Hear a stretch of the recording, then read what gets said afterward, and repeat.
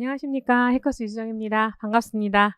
네, 오늘은 특히 초수생 선생님들과 함께 진짜 현장에서 만났으면 좋겠는데 코로나라서 영상으로 이렇게 초수생 전략 가이드라고 해서 짧지만 뭐 현장에서는 자세하게 상담할 수 있는데 영상으로 짧게나마 이제 영상을 통해서 이제 올해 어떻게 공부를 좀 준비해야 될지에 대해서 얘기해 보려고 합니다. 제가 이 강의를 이제 준비하기 위해서 지금 2차 공부하고 있는 선생님들 또는 1차에서 조금 본인이 이번에 점수가 조금 안 될 것 같아서 내년에 공부를 다시 하려고 생각하고 있는 선생님들한테 이제 질문을 던졌어요. 그래서 올해 처음으로 초수로서 이 공부를 하고 싶어 하는 선생님들한테 해주고 싶은 말 있으면은 좀 적어주세요 했어요, 제가. 그랬더니 대체적으로 요 세 부류 중에 들어오시더라고요. 첫 번째가 뭐였냐면 저는 공부를 암기보다 이해를 중심으로 했으면 좋겠다고 말해주고 싶어요. 이제 와서 돌아보니까 암기보다는 이해를 중심. 왜냐 아까 시험 문제를 봤을 때 올해 시험 문제도 자꾸 막 이해를 못했으면 개념도 못 쓰고 단순 암기 갖고는 쓸 수 없는 논술도 그렇고 이제 맥락을 알아야 되고 뭔가 깊이 있게 공부를 해야 되고 이러다 보니까 막 1년 내내 단순 암기만 했던 자기 자신을 돌아봤을 때 개념 이해가 부족했구나. 그게 내 점수가 낮게 나온 페인이다 라고 생각했던 선생님들이 좀 계셨어요. 또 한 부류는 반대예요. 이해를 하고 나중에 외우면 시간이 없다는 거. 그때는 문제 푸는 방법 알아야 한다는 거. 그러니까 문제 푸는 방법도 따라가기 어려운데 암기하느라고 시간이 너무 부족했다는 거예요. 그래서 이 선생님은 암기를 치중해야 된다는 사람이 또 어느 정도 있어요. 그다음에 암기보다는 이해가 우선이에요 라는 사람이 또 어느 정도 있어요.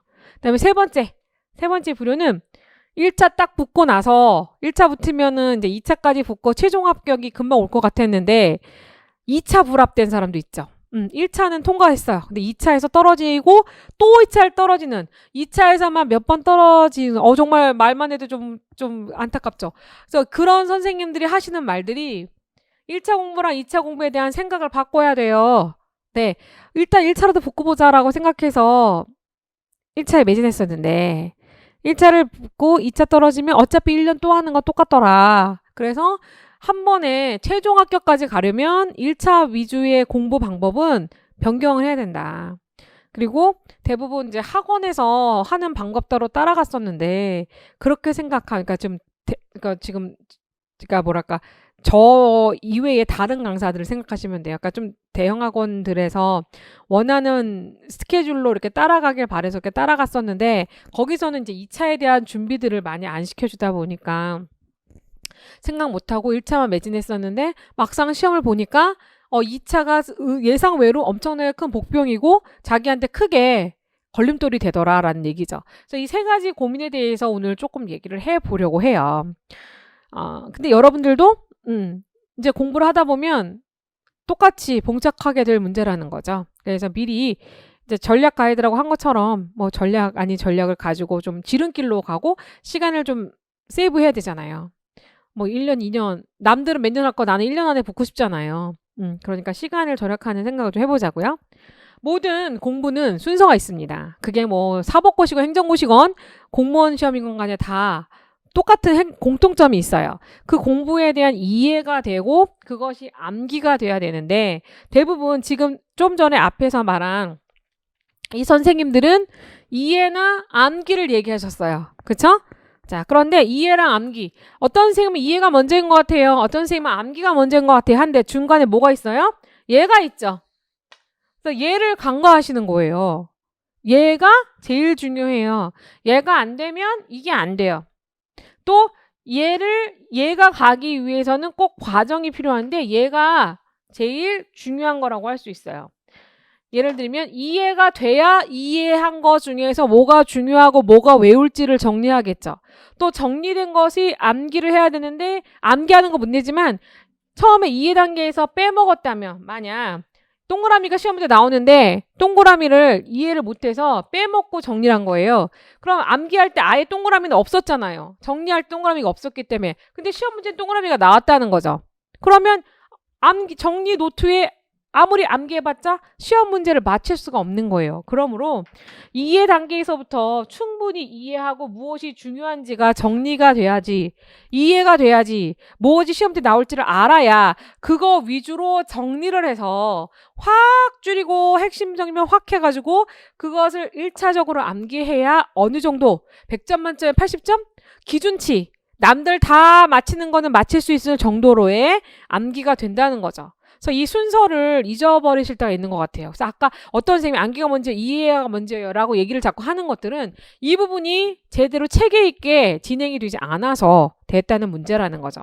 그래서 올해는 2020년도에는 제가 초소수 선생님들한테 강조했던 게 근데 이제 지금 전체적으로 제가 선생님들한테 매번 느끼는 거는 이 부분에서 시간을 굉장히 부족하게 느끼세요.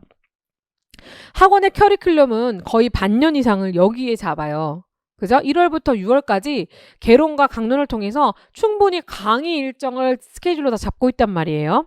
그러면 그냥 나는 아무 생각 없이 이렇게 학원에서 강사님이 하시는 대로만 가면 당연히 붙는 줄 알고 그 스케줄대로 공부를 한다는 거예요. 근데 제가 공부를 몇 년 동안 시켜보니까 그게 별로 맞지 않아요. 그래서 저는 이번에 이걸 확 줄였어요. 그래서 이해를 4개월에서 5개월 사이로 끝낼 거예요. 그리고 더 빠르면 더 빨리 끝낼 수 있을 만큼 할 건데, 왜냐, 이해랑 핵심 정리를 딱 해주고 나서 여러분이 이 단계 정리하는 것으로 자기만의 시간이 필요해요. 그 다음에 이것을 다시 또 암기하는데 또 자기만의 시간이 필요해요. 즉 교수가 강의를 해서 이해시켜주는 부분이 빨리 끝나야 여러분들에게 정리와 암기 시간이 많이 돌아오고 이 안에 문제풀이가 같이 가는 거예요. 네. 그래서 저는 여러분한테 이해를 빨리 시켜주고 이것과 이거 문제 플러스 이거를 하는 거고, 여러분은 이 부분과 이 부분을 해야 되는 거죠. 그래서 이게 교사가 해야 될 부분과 교수가 해야 될 부분을 명확하게 구분하고 자기의 역할을 딱딱 맞춰서 같이 연합 팀 플레이로 같이 가야지만 최종 합격선에 간다는 것을 제가 요번에 정말 뼈저리가 또 한 번 느끼는 한 해가 되었던 것 같아요. 그래서 잊지 마시고 여기서 노트 정리, 서브노트 또는 단권화라고 말을 해요. 단권화. 될 수 있으면 저는 뭐 그냥 교수님 책에다 해요. 그렇죠. 제 책에다가 하면은 그냥 단권화가 되겠죠. 제 책이 아니더라도 본인이 노트를 만들면 돼요. 무조건 자기만의 정리 노트는 있어야 되겠죠. 내 거를 기준으로 다른 강사 거를 모아도 되고, 뭐 자기만의 종합 정리 하겠지만, 뭐 부족한 것들 다 자기가 넣는다고 하겠지만, 그 정도 내가 이 책 한 권이면 모든 게 다 있어라고 할 만큼 핵심 정리가 되어 있는 단권화 노트가 필요해요. 그래서 그것을 만드는 과정, 그런데 이제 그것이 얼마나 빨리 끝나느냐가 관건이라는 거예요. 이게 제일 중요한 전략이에요. 이게 무슨 전략이에요. 왜? 시간 싸움이기 때문에. 이건 시간을 굉장히 줄일 수 있으면서 또 제일 중요한 거, 어떤 강사를 만나느냐가 중요하겠지만 이해를 할 때 얼마큼 이해력 있게 강의해 주느냐, 얼마나 딱딱 찝어서 내 머리에 쏙쏙 들어오게 이해시켜 주느냐, 이거 중요하겠죠. 그래서 교수는 여기서 강의력은 여기서 나타나요. 이해를 얼마큼 시켜주느냐, 그 다음에 그것이 얼마나 전달돼서 여러분이 정리와 암기를 할 수 있느냐죠. 그래서 이렇게 해서 초수가 정리를 하게 될 거예요. 그래서 초수는 이게 정말 중요하고요. 잊지 마세요. 자, 그 다음에 초수생이 그럼 그 이외에 다양하게 공부는 그렇게 해가지만 또 생각해야 될 것들이 있어요. 어떤 거냐, 내가 왜 꼭 왜 임용고시를 해야 되는지 본인만의 동기, 내적 동기가 일어나야지 흔들리지 않아요. 공부는 이게 좀 긴 과정이잖아요. 장기전 시험이에요. 뭐 경찰처럼 1년에 몇 번 있는 그런 시험이 아니라 1년에 딱 한 번밖에 못 봐요. 그죠? 그것도 1차가 떨어지면 또 1차, 2차가 떨어지면 또 1차. 계속해서 어떻게 보면 한 번 공부하면 내려놓지 못하는 그런 시험일 수 있어요.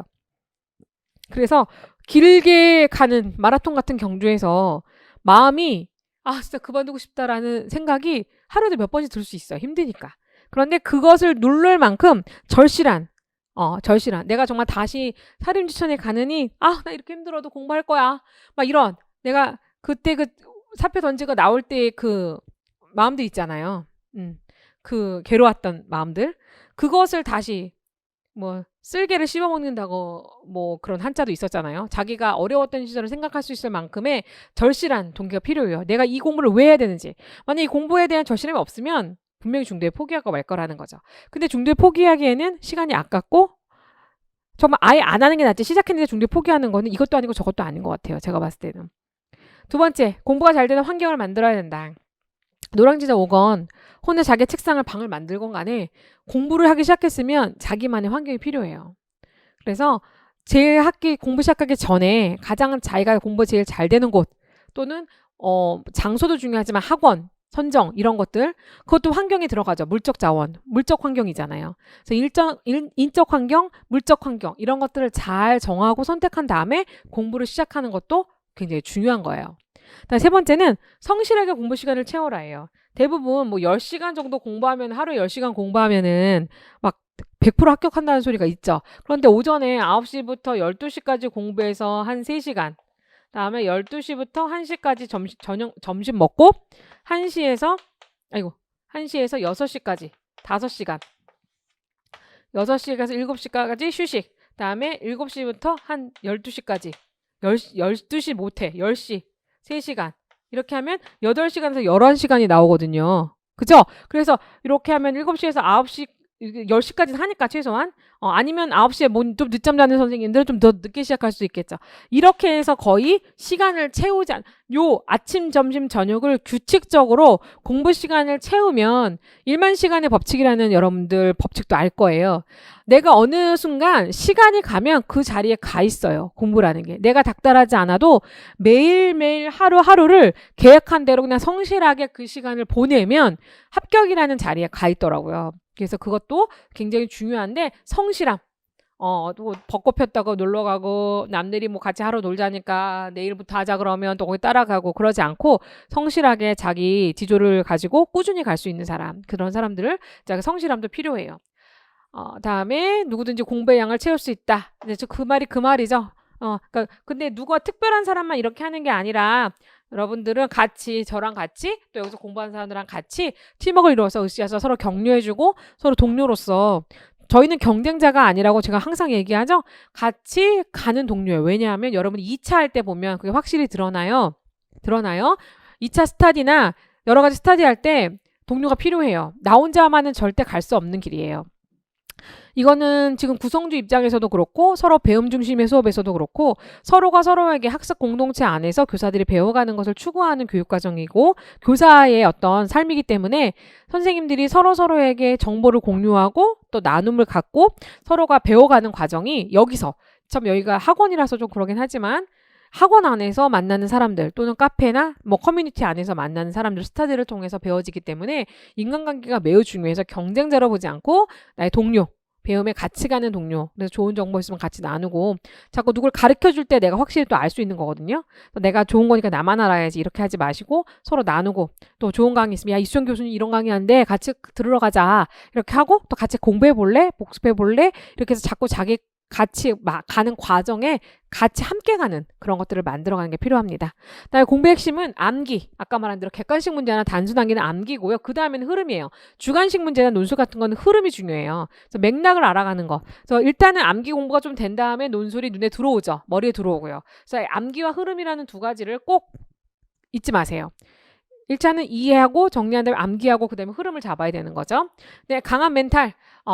유리 멘탈이라고 하는 말 많이 써요, 여러분들이. 그래서 뭐 일체에 떨어지거나 뭐 조그만 사소한 친구들끼리의 동료가 아니면 집안에 무슨 일이 있어서 이제 멘탈 정신적으로 충격을 받고 뭐 무너지거나 낙담되거나 잠수 타거나 포기하거나 이런 일들이 있는데 이제 강한 멘탈, 굳건한 의지. 아까 뭐 동기랑 좀 연관이 되는 말이겠죠. 내가 어떤 일이 있어도 포기하지 않겠다라는 그런 멘탈 또는 이제 어떤 일이 생겼을 때도 뭐 자기 회복성, 자아 탄력성 뭐 이런 거죠. 그런 거 관련 있게 본인이 멘탈을 좀 강하게 자기를 다독거릴 필요가 있습니다. 그리고 이제 몰입으로 고독을 이겨라라는 말이 무슨 말이냐? 혼자 가는 길이에요. 어차피 공부는 혼자예요. 그래서 1년 내내 또는 2년, 3년 되면 뭐 연애도 못해, 친구도 못 만나, 가족과도 떨어져 있어 이러면 정말 고독하고 힘들고 외로워져요. 자, 그런데 처음에는 그 말이 위로가 되지 않을지 모르지만 몰입, 공부에 빠져 있으면 사실 이거는 좀 너무 스탠드하고 모범적인 얘기죠.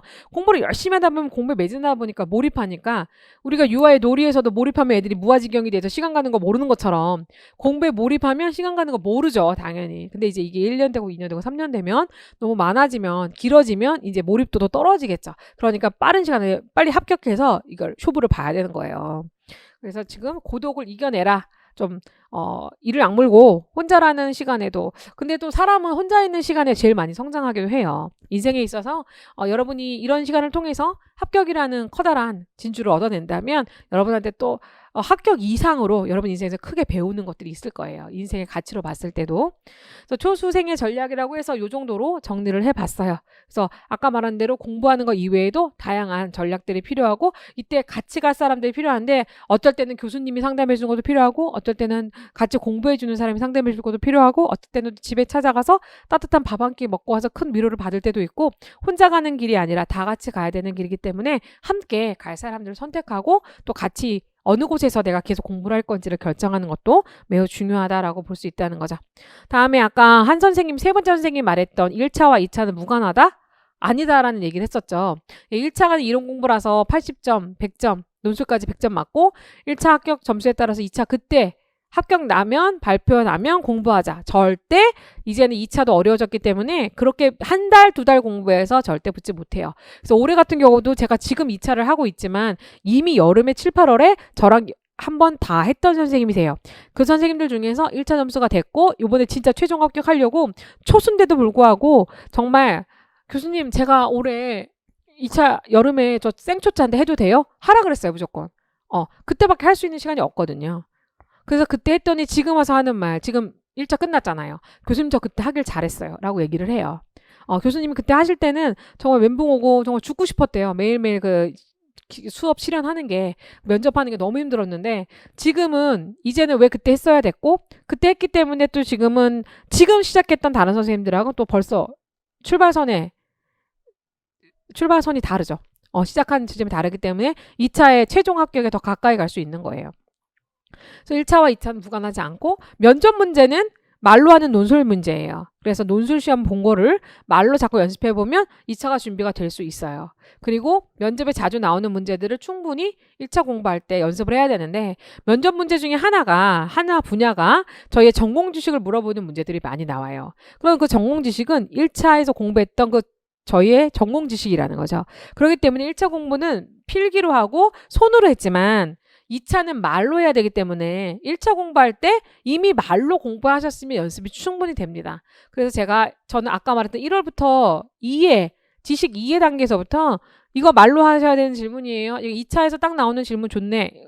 입으로 외우세요. 이렇게 하는 문제들을 중간중간에 알려드려요. 그럼 이제 그거를 본인이 연습을 해야 되는 거죠. 시간을 맞추는 것도 하고 본인이 지원할 지역의 특성에 맞게 연습을 하셔야 됩니다. 자, 근데 첫 번째 너무 늦게 시작하지 않기가 지금 말씀드린 거예요. 1차 시험 끝나고 거기다 또 합격까지 보고? 아니요. 절대 되지 않아요. 그럼 1년 다시 하셔야 돼요. 그러니까 제 말을 들으세요. 제가 2차는 또 이수정 교수 하면 또 2차 검색해보세요. 2차는 또 제가 좀 유명하잖아요. 그러니까 깨알 같은 제 자랑을 하면서 자 2차는 너무 늦게 시작하면 따라가 힘들어요. 네, 강조합니다. 1차 할 때 어느 정도 1차가 돼서 6개월 정도 반년 정도 됐으면 그때 2차를 시작해야 돼요. 그래야지 머릿속에 그림을 그려가면서 그 그린 대로 본인이 만들어져 가는 거거든요. 모든 그 창조주께서 그렇게 만들어갖고 인간의 머릿속에 이미지, 표상이라는 능력을 주셨고 본인이 그것을 자꾸 이렇게 떠올리고 연습한 대로 되게 만들어 주셨어요. 그래서 뭔가 처음에 경험하면 그만큼 시간이 걸리는데 미리 경험하고 계속해서 머릿속 안에서 반복해서 다른 사람보다 시간을 좀 벌어서 먼저 해보는 개념인 거죠. 연습을 충분히 할 수 있다는 거죠. 이론 공부할 때 아까 말한 대로 말하는 연습 꾸준히 해야 됩니다. 그리고 1차 시험이 1차 합격이 최종 합격이 아니에요. 그죠? 2차까지를 바라보는 계획을 세우셔야 돼요. 1차만 하지 마시고요. 그다음에 영상으로 자기가 가장 빠른 길이다. 동영상 촬영을 통해서 자기 면접한 거, 자기 수업 실현한 거 끊임없이 반성적 사고를 통해서 고칠 부분과 또 제가 피드백을 해드리잖아요. 선생님 이거는 2차에 맞지 않아요. 왜냐면 저는 2차 시험의 특성을 알기 때문에 시험에 맞춰가야 되는 거지 저를 무조건 뽑아주세요. 그거 아니에요.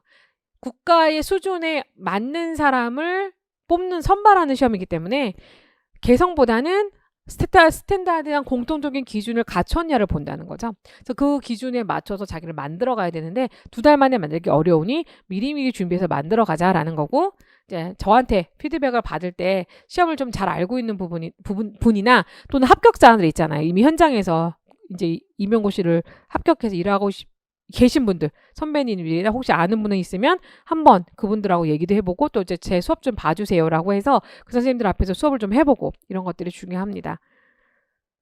자, 그러면 시험의 유형 분석 및 파악은 일단은 시험을 이제 뭐 어떤 걸 본다는 거는 다 알고 시험을 볼 테니까 뭐 과목이 이렇게 있다는 거 설명하는 건 중요한 것 같지 않고요. 다만 제가 이 그림을 그린 이유는 네 가지가 공통적인 유아교육 전공 이론을 가지고 시험의 형태만 다르지 다 똑같은 걸 물어봐요.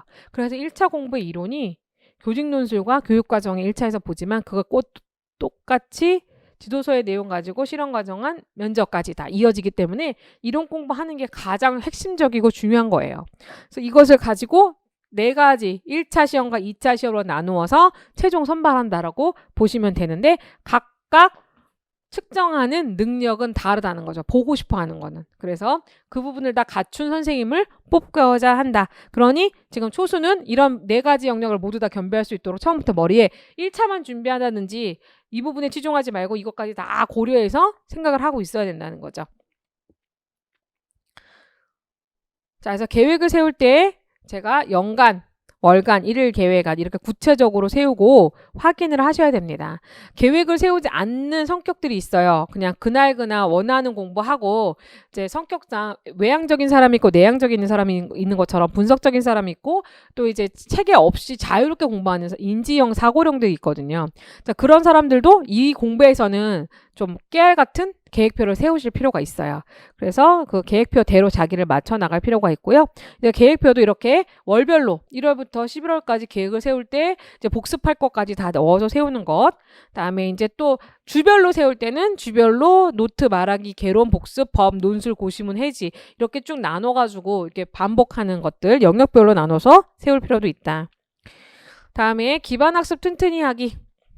기반학습은 이제 이해의 과정인데요. 거의 처음에 이제 1월부터 4월까지의 공부 중에서 기반학습이라고 할 수 있는데 한 번 보고 그 개론이나 강론서를 한 번 봐서는 절대 암기를 못하기 때문에 그것을 보고 복습을 하는 과정에서 본인만의 암기 방법이라든지 뭐 이해 방법 스타디 이런 것들을 찾아내서 될 수 있으면 이해를 빠른 시간에 끝내고 이제 암기로 들어갈 수 있도록 하는데 암기도 반복 암기나 심화 과정처럼 본인이 암기가 잘 되는 방법들이 있어요. 그러니까 뭐 나는 말하는 게 잘 된다. 난 쓰는 게 잘 된다. 아니면 난 녹음하는 게 잘 된다. 본인들이 이미지로 정리하는 게 잘 된다. 이런 자기만의 방법으로 반복해서 암기를 하되 과목당 2권 이상 이제 필독을 하고 여러 가지로 심화할 수 있는 방법들을 스터디를 하든지 오답 노트를 쓰든지 서브 노트를 작성하든지 반복적으로 더 깊이 있게 공부할 수 있는 방법들을 다양하게 전략적으로 사용을 해야 되겠죠. 다음에 이제 기출문제 분석은 저랑 공부 시간에 하지만 본인들이 답을 딸랑 외우는 거는 아무 효과가 없다는 거를 이제 가면 갈수록 더 느낄 거예요. 시험 문제가 이제 기출문제 다 외우는 건 아무 소용이 없고 기출문제는 두 가지죠. 하나는 기출문제 유형을 분석하는 거. 또 하나는 내가 그 기출문제를 풀었을 때 시간과 똑같은 그 사람들의 조건 하에서 내가 문제를 풀었을 때 그 안에 다 해결할 수 있느냐를 볼 때 이제 기출문제를 사용하는 거죠. 자, 다음에 마지막에 논술시험은 논술시험 올해 이제 변경된 거로 처음으로 적용이 됐기 때문에 올해 이제 정답 그 점수를 보고 좀 더 반영할 것이 있는지 마지막으로 살펴볼 거고요. 별반 뭐 그게 없다면은 기존의 문법대로 또는 논술 준비한 대로 이제 가면 될 것 같아요. 논술은 논술 시간에 제가 자세히 말씀드리지만 논술은 체계와 내용으로 되어 있기 때문에 내용은 우리가 아까 말한 제시문 안에서 충분히 정답을 추출해내지만 체계 부분은 논술이라는 시간에 좀 논술 답안을 쓰는 체계적인 면을 좀 배울 필요가 있어요. 물론 몇 달 안 되는 과정인데 그 과정을 한 사람하고 안 한 사람하고 답안이 완전 다르거든요. 그래서 논술 기초반은 누구나 다 들어야 된다. 그게 재수건, 삼수건 간에 제 논술을 듣지 않았으면 처음부터 기초반부터 듣는 게 맞다라고 저는 보거든요. 왜냐하면 그 기초반을 안 듣고 문제풀이반을 들으면 계속해서 똑같은 걸 지적받게 돼요. 그래서 기초반을 듣고 수정을 해서 자기가 뭐 기초부터 잘못된 게 있으면 빨리 고쳐서 그걸 계속해서 새롭게 바꾼 걸로 연습을 해야 되는데 기초에서 잘못된 거 안 고치고 맨날 위에서 끝에서만 하려고 있으니까 맨날 지적받는 게 똑같을 수밖에 없거든요. 그래서 논술에 대해서는 체계적인 면을 좀 보완을 해야 된다라는 거. 자, 그래서 오늘 설명드릴 건 다 드렸던 것 같아요. 자, 그럼 이 그림은 이제 합격을 하기 위해서는 어떤 잔에 물이 가득 차면 되는데 노력이라는 물을 막 채우는 거죠. 근데 사람마다 다른 물을 채워요. 그래서 처음에는 이 독에 구멍이 나서 물이 막 새는 것 같은 거예요. 그래서 부어도 끝이 없고 공부를 해도 기억나는 것도 없고 암기를 해도 끝도 없는 것 같아요. 그래서 밑 빠진 독에 물 붓기라는 생각이 많이 들죠. 그런데 중요한 거는 빠지는 속도보다 여기에 넣는 양이 훨씬 많으면 어떻게 되죠? 빠지는 구멍보다 훨씬 더 많이 들어가면 물이 채워지죠. 그래서 여러분이 노력을 많이 하시고 공부량이 많아지면 어느 순간 아무리 밑 빠진 독에 물 붓기 같지만 사실 구멍 나지도 않았고요. 여러분들 머리 안에 차곡차곡 쌓여서 합격이라는 수준까지 이제 노력의 여하에 따라서 갈 거예요. 그런데 여기서 시간과는 상관이 없다는 말은 1년 했다고 딱 붙는 거 아니라는 거죠. 2년 했다고 붙는 거 아니에요. 몇 년 했다가 중요한 게 아니라 지금 말하는데 누가 더 많이 부어서 이 잔을 채우느냐의 문제예요.